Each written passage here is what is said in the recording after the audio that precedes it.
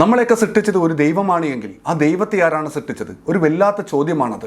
ആ ഒരു വിഷയത്തിൽ ഇന്നിപ്പോൾ നാസ്തികർ കുട്ടികളെ കൊണ്ട് കല്ല് കളിപ്പിച്ചുകൊണ്ടിരിക്കുകയാണ്. ഇത് ബൈക്ക് ഉണ്ടാക്കിയ സയൻസ് ഇതോടെ വെച്ചു ഉണ്ടാക്കിയ ഒരാൾ വേണമെന്നല്ലേ പറഞ്ഞ ഉണ്ടാക്കിയ ദൈവം. ഈ ദൈവത്തിന് ആരുണ്ടാക്കിയ? അവർ ചോദിക്കുകയാണ്, ഈ പ്രപഞ്ചത്തെ സൃഷ്ടിച്ചത് ഒരു ദൈവമാണ് എങ്കിൽ ആ ദൈവത്തെ ആരാണ് സൃഷ്ടിച്ചത്? ഇന്നിപ്പോൾ നാസ്തികർ ഒന്നടങ്കം ചോദിച്ചുകൊണ്ടിരിക്കുന്ന ഒരു ചോദ്യമാണത്. ഒരാൾ കൂടി ചോദിക്കുന്നുണ്ട്, നമുക്കത് കേട്ടുവരാം. പ്രപഞ്ചത്തിന്റെ ഈ കോംപ്ലക്സിറ്റി ഒക്കെ കാരണമാണ് നമ്മൾ പ്രപഞ്ചം താനെ ഉണ്ടാകാൻ സാധ്യതയില്ല എന്ന് പറയുന്നത്. അപ്പൊ അതിനെ ഉണ്ടാക്കിയ സൃഷ്ടാവ് എങ്ങനെ ഉണ്ടായി എന്നുള്ളൊരു ചോദ്യമാണ്. ഒരു ക്ലാസ്സിലെ കുട്ടി ടീച്ചറോട് പറയുകയാണ്, ടീച്ചറെ ഇവൻ എന്നെ പിച്ചി എന്ന് പറയുന്ന സമയത്ത് ആ കുട്ടി പറയുകയാണ്, ടീച്ചറെ അവനും എന്നെ പിച്ചി എന്ന് പറയുന്ന നിലവാര തകർച്ചയിലേക്കാണ് കേരള നാസ്തികരുടെ ശാസ്ത്ര ബുദ്ധിജീവിയായിട്ടുള്ള വൈശാഖൻ തമ്പിക്ക് പോലും പോകേണ്ടി വരുന്നത്. നമുക്ക് നേരെ വിഷയത്തിലേക്ക് കിടക്കാം. നാസ്തികർ ആദ്യമായി കൊണ്ട് ഉയർത്തിപ്പിടിച്ച വാദം എന്ന് പറയുന്നത് സ്റ്റഡി സ്റ്റേറ്റ് തിയറി ആയിരുന്നു. അഥവാ ഈ പ്രപഞ്ചം എന്ന് പറയുന്നത് എന്നും ഇങ്ങനെ തന്നെയാണ്. ഈ പ്രപഞ്ചത്തിന് ഒരു തുടക്കമില്ല, അതുകൊണ്ട് തന്നെ പ്രപഞ്ചത്തിന് ഒരു ഒടുക്കമില്ല, ആദ്യവുമില്ല അന്ത്യവും എന്നും ഇങ്ങനെ നിലനിൽക്കുന്നതാണ് ഈ പ്രപഞ്ചം എന്ന് പറയുന്ന ഒരു സ്റ്റഡി സ്റ്റേറ്റ് തിയറി ആയിരുന്നു നാസ്തികർ ആദ്യമായി കൊണ്ട് ഉയർത്തിപ്പിടിച്ച ഒരു വാദം എന്ന് പറയുന്നത്. അപ്പോൾ തുടക്കവും ഒടുക്കവും ഇല്ലാത്ത, ആദ്യവും അന്ത്യവും ഇല്ലാത്ത ഒരു അവസ്ഥ എന്ന് പറയുന്നത് നമുക്ക് ചിന്തിക്കാൻ കഴിയുന്നില്ലല്ലോ എന്ന് പറയുമ്പോൾ അവർ പറയുക അത് മനുഷ്യരുടെ പരിമിതിയാണ് എന്നായിരിക്കും അന്ന് അവർ പറഞ്ഞുകൊണ്ടിരുന്നത്. പിന്നീട് കാലം കുറെ മുന്നോട്ട് പോയി. ശാസ്ത്രീയമായ ഗവേഷണങ്ങൾക്കൊടുവിൽ ബിഗ് ബാങ് തിയറി എന്ന് പറയുന്ന ഒരു ആശയം ലോകത്തിന് മുന്നിൽ സമർപ്പിക്കപ്പെട്ടു. അത്തരത്തിലുള്ള ഒരു ശാസ്ത്രീയമായ ആശയത്തിനെതിരെ ആദ്യമായി കൊണ്ട് ശബ്ദിക്കുന്നത് നാസ്തികരായിരുന്നു ശബ്ദിച്ചത്. കാരണം അവർക്കറിയാം ഈ പ്രപഞ്ചത്തിന് ഒരു തുടക്കമുണ്ട് എന്ന് പറയുന്നത് തങ്ങളുടെ ശവപ്പെട്ടിയിലെ ആദ്യത്തെ ആണിയായിരിക്കുമെന്ന് അവർക്കറിയാമായിരുന്നു. കാരണം തുടക്കമുണ്ടെങ്കിൽ ഒരു തുടക്കക്കാരൻ്റെ ആവശ്യമുണ്ടല്ലോ. അങ്ങനെ ആദ്യമായി കൊണ്ട് ബിഗ് ബാങ് തിയറിയെ എതിർത്ത് പോന്നിരുന്നത് നാസ്തികരായിരുന്നു. അപ്പോഴും നാസ്തികർ ഉയർത്തിപ്പിടിച്ച വാദം എന്ന് പറയുന്നത് സ്റ്റഡി സ്റ്റേറ്റ് തിയറി ആയിരുന്നു. എന്നും ഈ പ്രപഞ്ചം ഇങ്ങനെ തന്നെയാണ് നിലനിൽക്കുന്നത് എന്ന വാദമായിരുന്നു. തുടർന്ന് കാലം കുറെ കൂടി മുന്നോട്ട് പോയ സമയത്ത്, ശാസ്ത്രീയമായ ഒരുപാട് പുതിയ ഗവേഷണങ്ങൾ വന്ന സമയത്ത് ബിഗ് ബാങ് തിയറി എന്ന് പറയുന്നത് എതിർക്കാൻ കഴിയാത്ത അത്രയും ഉറച്ച ഒരു വാദമായി മാറിയ സമയത്താണ് ഇവർ മനസ്സോടുകൂടി ഇവർക്ക് ബിഗ് ബാങ് തിയറിയെ അംഗീകരിക്കേണ്ടി വന്നത്. ഈ പ്രപഞ്ചത്തിന് ഒരു തുടക്കമുണ്ട് എന്ന് വന്നതോടുകൂടി ആ തുടക്കത്തെ എങ്ങനെ വിശദീകരിക്കാം എന്നതിനെ പറ്റിയായിരുന്നു നാസ്തികർ പിന്നീട് ചിന്തിച്ചു പോന്നിരുന്നത്. നാച്ചുറൽ സെലക്ഷൻ എന്ന് പറയുന്ന ആശയത്തിലൂടെ അവർ ആദ്യമൊക്കെ ഈ പറയുന്ന തുടക്കത്തെ ഇങ്ങനെ വിശദീകരിച്ചു പോന്നിരുന്നു. എന്നാൽ നമ്മൾ ഇന്നിപ്പോൾ നിലനിൽക്കുന്നത് ശാസ്ത്രീയമായ അറിവിനാൽ വികസിച്ച ഒരു കാലഘട്ടത്തിലാണ് നമ്മൾ ഇന്നിപ്പോൾ നിലനിൽക്കുന്നത്. ഈ പ്രപഞ്ചത്തിന്റെ അതിസങ്കീർണത, മനുഷ്യ ബുദ്ധിക്ക് ചിന്തിക്കാൻ കഴിയാത്ത അത്രയും വലിയ സങ്കീർണത ശാസ്ത്ര ലോകത്തെ അത്ഭുതപ്പെടുത്തിക്കൊണ്ടിരിക്കുകയാണ്. ഫൈൻ ട്യൂണിങ്ങിനെ പറ്റിയിട്ടാണ് ശാസ്ത്രലോകം ചർച്ച ചെയ്തുകൊണ്ടിരിക്കുന്നത്. ഇത്രയും സങ്കീർണമായി ഈ പ്രപഞ്ചത്തെ ട്യൂൺ ചെയ്ത ആ സംവിധാനം ശാസ്ത്രലോകത്തെ അത്ഭുതപ്പെടുത്തിക്കൊണ്ടിരിക്കുകയാണ്. നാച്ചുറൽ സെലക്ഷനിലൂടെ മാത്രം ഈ പ്രപഞ്ചത്തിന്റെ അതിസങ്കീർണതയെ തങ്ങൾക്കിനി വിശദീകരിക്കാൻ കഴിയില്ല എന്ന് നാസ്തികർക്ക് നല്ലതുപോലെ അറിയാം. അതുകൊണ്ടാണ് വൈശാഖൻ തമ്പി പോലും പറയുന്നത്, ഈ ഇത്രയും കോംപ്ലക്സ് ആയിട്ടുള്ള ഈ പ്രപഞ്ചത്തെ സൃഷ്ടിക്കാൻ ഒരു സൃഷ്ടാവ് വേണമെങ്കിൽ ആ സൃഷ്ടാവിനെ എന്നാൽ ആരാണ് സൃഷ്ടിച്ചത് എന്ന ചോദ്യം ഇവർക്ക് ചോദിക്കേണ്ടി വരുന്നത്. അങ്ങനെ ചോദിക്കുന്നതിലൂടെ ഇവർ തന്നെ അറിയാതെ ഇവർ അംഗീകരിക്കുകയാണ് ഈ പ്രപഞ്ചത്തിന്റെ പിറകിൽ ഒരു സൃഷ്ടാവ് ഉണ്ട് എന്ന് അംഗീകരിക്കുകയാണ്. ഇവരുടെ ആകെയുള്ള പ്രശ്നം എന്ന് പറയുന്നത് ആ സൃഷ്ടാവ് എങ്ങനെ ഉണ്ടായി എന്ന് ഞങ്ങൾക്കറിയില്ല, അതുകൊണ്ട് തന്നെ ഈ പ്രപഞ്ചം ഒരു സൃഷ്ടാവാണ് ഉണ്ടാക്കിയത് എന്ന് ഞങ്ങൾക്ക് അംഗീകരിക്കാൻ സാധിക്കില്ല എന്ന അവസ്ഥയിലാണ് ഇന്നിപ്പോൾ നാസ്തികർ എത്തിയിട്ടുള്ളത്. ഇനി നമുക്ക് ഇവരുടെ ചോദ്യത്തിലേക്ക് കിടക്കാം. ഈ പ്രപഞ്ചത്തെ സൃഷ്ടിച്ചത് ഒരു സൃഷ്ടാവാണ് എങ്കിൽ ആ സൃഷ്ടാവിനെ ആരാണ് സൃഷ്ടിച്ചത് എന്ന ചോദ്യത്തിലേക്ക് നമുക്ക് കിടക്കാം. അതിക്ക് മുമ്പ് ഞാനൊരു വിശുദ്ധ ഖുർആനിലെ ഒരു വചനം ഞാൻ നിങ്ങളെ കാണിക്കുകയാണ്. സൂറത്തുൽ അംബിയയിലെ 30-ാമത്തെ വചനമാണത്. ആ വചനത്തിൽ ഇങ്ങനെ പറയുന്നു, ആകാശങ്ങളും ഭൂമിയും പരസ്പരം ഒട്ടിച്ചേർന്നവയായിരുന്നു, എന്നിട്ട് നാം അവയെ വേർപെടുത്തി വെള്ളത്തിൽ നിന്ന് ജീവനുള്ള എല്ലാ വസ്തുക്കളെയും സൃഷ്ടിച്ചു. സത്യനിഷേധികൾ ഇതൊന്നും കാണുന്നില്ലേ? അങ്ങനെ അവർ വിശ്വസിക്കുന്നില്ലേ? ഖുർആൻ ഇവിടെ പറയുകയാണ്, ഈ പ്രപഞ്ചത്തിന്റെ തുടക്കം എന്ന് പറയുന്നത് ഒരു ഏകപിണ്ഡ അവസ്ഥയാണ്.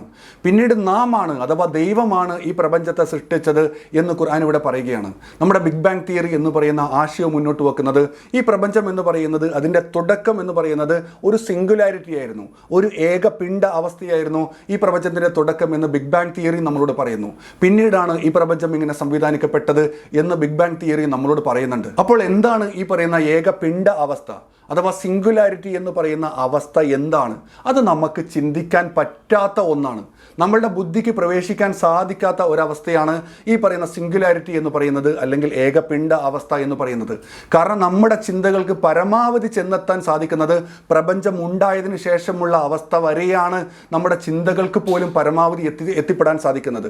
അതിൻ്റെ അപ്പുറമുള്ള ഒരവസ്ഥയിലേക്ക് നമുക്ക് കടക്കാൻ സാധിക്കില്ല. കാരണം ഈ പ്രപഞ്ചം ഉണ്ടായതിനു ശേഷമാണ് സമയം ഉണ്ടാകുന്നത്. ഉണ്ടാകുന്നത്. ഈ പ്രപഞ്ചം ഉണ്ടായതിനു ശേഷമാണ് കാലം ഉണ്ടാകുന്നത്. ഈ പ്രപഞ്ചം ഉണ്ടായതിനു ശേഷമാണ് നമ്മളുടെ അന്തരീക്ഷം പോലും ഉണ്ടാകുന്നത്. കാരണം നമ്മൾ ഈ കാണുന്ന അന്തരീക്ഷം എന്ന് പറയുന്നത് വെറുതെ ഒരു ശൂന്യത മാത്രമല്ല, ഒരുപാട് വാതകങ്ങളും ഒരുപാട് അത്തരത്തിലുള്ളതൊക്കെ കൂടി ചേർന്നതാണല്ലോ അന്തരീക്ഷം എന്ന് പറയുന്നത്. അപ്പോൾ ഈ ശൂന്യത പോലും ഉണ്ടാകുന്നത് ഈ പറയുന്ന പ്രപഞ്ചം ഉണ്ടായതിനു ശേഷമാണ് ഈ ശൂന്യത പോലും ഉണ്ടാകുന്നത്.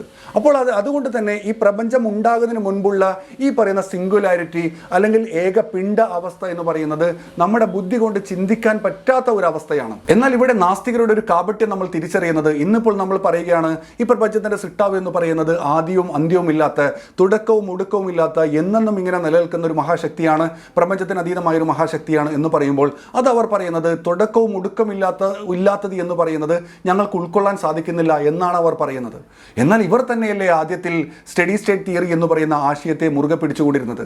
പിന്നീട് ഇവർക്ക് മനസ്സോടുകൂടി ഇവർക്ക് ബിഗ് ബാങ് തിയറി എന്ന് പറയുന്ന ആശയത്തെ അംഗീകരിക്കേണ്ടി വന്നതല്ലേ. അപ്പോൾ ഈ പ്രപഞ്ചത്തെ സൃഷ്ടിച്ച ദൈവത്തെ ആരാണ് സൃഷ്ടിച്ചത് എന്ന് ചോദിക്കുമ്പോൾ അതിൻ്റെ ലളിതമായ മറുപടി എന്ന് പറയുന്നത് അത് നമുക്ക് അറിയില്ല എന്നതാണ്. കാരണം നമ്മളുടെ പരമാവധി അറിവ് ചെന്ന് എത്തുന്നത് ഈ പ്രപഞ്ചം തുടങ്ങിയതിന് ശേഷമുള്ള അവസ്ഥയിൽ മാത്രമാണ്. നമ്മളുടെ പരമാവധി അറിവും നമ്മളുടെ ചിന്ത പോലും വന്നെത്തുന്നത്, നമ്മുടെ ബുദ്ധിക്ക് പോലും പ്രവേശിക്കാൻ സാധിക്കുന്നത് അവിടെ വരെ മാത്രമാണ് പ്രവേശിക്കാൻ സാധിക്കുന്നത്. അതിൻ്റെ അപ്പുറത്തേക്ക് പ്രവേശിക്കാൻ സാധിക്കില്ല എന്നത് അത് നമ്മളുടെ പരിമിതിയാണ്. നമ്മൾക്ക് ആകെ അറിയാവുന്നത്, ആ സൃഷ്ടാവിനെ പറ്റി നമ്മൾക്ക് ആകെ അറിയാവുന്നത് ഈ പ്രവാചകന്മാർ പഠിപ്പിച്ചു തന്ന ആശയം മാത്രമാണ് നമ്മൾക്കറിയാവുന്നത്. ആ സൃഷ്ടാവ് എന്ന് പറയുന്നത് ഏകനാണ്. ഖുൽ ഹു അല്ലാഹു അഹദ്. ആ സൃഷ്ടാവ് എന്ന് പറയുന്നത് ഏകനാണ്.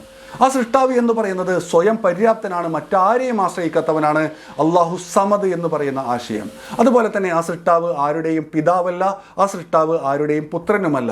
ലം യലിദ് വലം യൂലദ്. ആ സൃഷ്ടാവിന് തുല്യമായിക്കൊണ്ട് മറ്റൊന്നുമില്ല.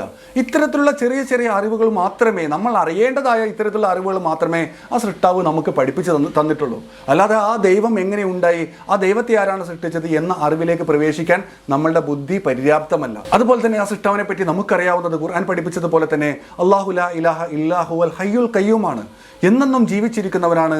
ഉറക്കമോ മയക്കമോ ബാധിക്കാത്ത ഒരു മഹാശക്തിയാണ് ഈ പ്രപഞ്ചത്തെ ഇങ്ങനെ സംവിധാനിച്ചത് എന്ന അറിവ് മാത്രമേ നമുക്കുള്ളൂ. നമുക്ക് ആകെ ചെയ്യാൻ സാധിക്കുന്നത് ഈ പ്രപഞ്ചത്തെ ഒന്ന് നിരീക്ഷിക്കുക. തനിയെ ഉണ്ടാകാൻ മാത്രം ദുർബലമായ ഒന്നാണോ, അത്രയും നിസ്സാരമായ ഒന്നാണോ ഈ പ്രപഞ്ചം എന്നത് ഒന്ന് പഠിക്കുക. അങ്ങനെ പഠിക്കുന്ന സമയത്ത് ഈ പ്രപഞ്ചത്തിൻ്റെ അറിവുകൾ നമ്മളെ അത്ഭുതപ്പെടുത്തുകയാണ്. കാരണം അത്രയും അതിസങ്കീർണമാണ് ഈ പ്രപഞ്ചം എന്ന് പറയുന്നത്. ഫൈൻ ട്യൂണിങ് എന്ന് പറയുന്ന അത്രയും അതിസങ്കീർണമായ രീതിയിലാണ് ഈ പ്രപഞ്ചത്തെ ട്യൂൺ ചെയ്തിട്ടുള്ളത് എന്നത് നമ്മൾ പഠിക്കുകയാണ്. ആ അറിവിന് മുന്നിൽ നമ്മൾ വിനയാനിതരാക്കുക.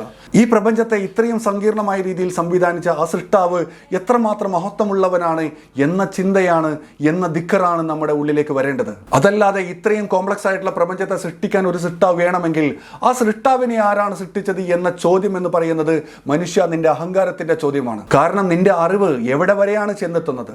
നിന്റെ അറിവിന് പരമാവധി ചെന്നെത്താൻ സാധിക്കുന്നത് ഞാൻ ആദ്യം പറഞ്ഞതുപോലെ തന്നെ പ്രപഞ്ചത്തിന്റെ തുടക്കത്തിൽ വരെ മാത്രമേ നിന്റെ അറിവിനോ നിന്റെ ബുദ്ധിക്കോ ചെന്നെത്താൻ സാധിക്കുകയുള്ളൂ. അതിനപ്പുറത്തേക്ക് നിന്റെ ബുദ്ധിക്ക് പ്രവേശിക്കാൻ സാധിക്കില്ല. അതിൻ്റെ അപ്പുറമുള്ള ഒരു കാര്യം അറിയണമെന്നാണ് നീ വാശി പിടിക്കുന്നത്. നിങ്ങൾ നോക്കേണ്ടത് നിങ്ങളുടെ ചുറ്റുപാടിലേക്കാണ്. നിങ്ങൾ നോക്കേണ്ടത് ഇവിടെയുള്ള പ്രാപഞ്ചിക ഘടനയിലേക്കാണ്, ഇതിൻ്റെ അത്ഭുതങ്ങളിലേക്കാണ് നോക്കേണ്ടത്. ആ അത്ഭുതങ്ങൾക്ക് പുറകിലുള്ള സൃഷ്ടാവിൻ്റെ മഹത്വത്തെയാണ് നിങ്ങൾ തിരിച്ചറിയേണ്ടത്. അഹങ്കാരം മാറ്റിവെച്ചുകൊണ്ട് കൂടുതൽ പഠിക്കാൻ നമുക്കെല്ലാവർക്കും സാധിക്കട്ടെ എന്ന് മാത്രം പ്രാർത്ഥിച്ചുകൊണ്ട് നിർത്തുകയാണ്. എല്ലാവർക്കും നമസ്കാരം.